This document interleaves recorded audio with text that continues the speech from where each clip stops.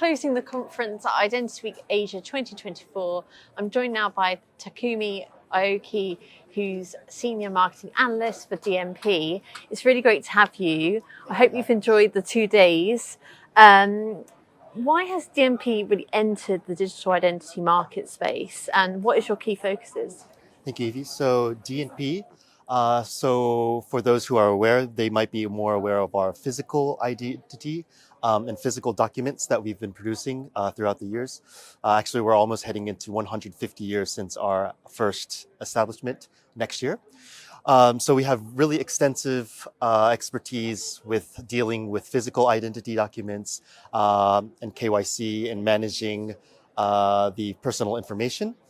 But so it was a very natural transition for us to be able to enter the digital identity realm.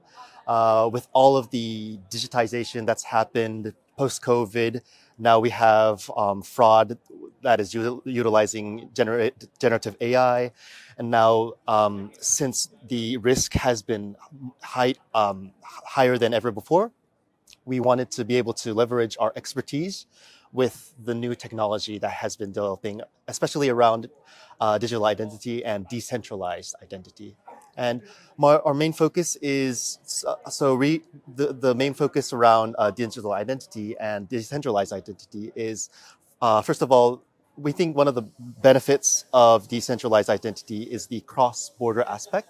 So being able for users to utilize their data not just locally, domestically, but to be able to have control over their documents and credentials, and to use that to be verified overseas. So this event, Identity Week Asia, has a wide variety of partners, companies in the Asia Pacific region, and we wanted to be able to have partners that are interested in the cross-border use cases for enabling a network for the decentralized identity. And all the partners here really reflect the surge of digital identity solutions coinciding with physical security. What is APDI, and why is it important to focus on cross-border interoperability? Thank you. So APDI is short for the Asia Pacific Digital Identity Consortium. We actually just announced this last week, so it's very brand new and fresh. But the idea around, surrounding the whole consortium is to be able to have a group of partners where we want to have interoperability and work on use cases that are cross-border within the Asia-Pacific region. Now, the EU has their own EUDIW, and they're working together collectively. But in the Asia-Pacific, I think there isn't exactly that kind of cooperation yet. So we wanted to spearhead that movement and be able to say, share, for instance, a Japanese resident with their credentials to be shared with when they go to countries, for instance, Singapore, like here, South Korea, as well as Myanmar, and in places and Taiwan, for instance. And we have partners in those areas, and we would like to have other partners on board that provide services similar to services that are related to digital identity. And we want to create a network, and we want to gather other partners on board our consortium to enable an even stronger network and ecosystem where people will be able to have their local identities to be used around the world, especially in the Asia-Pacific region.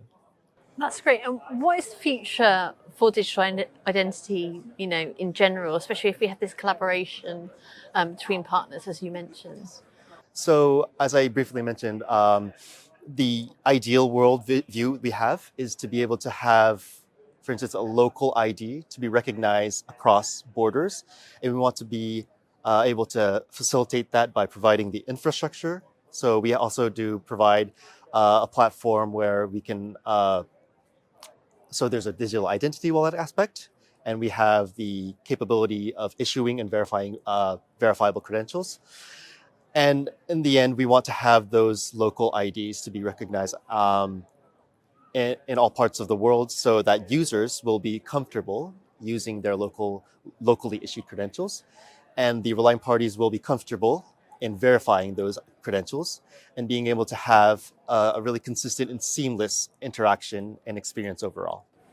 What companies or organisations have you connected with today? You mentioned you've been around for a long, long time, but in this pursuit of digital identity, who's been helpful to meet today?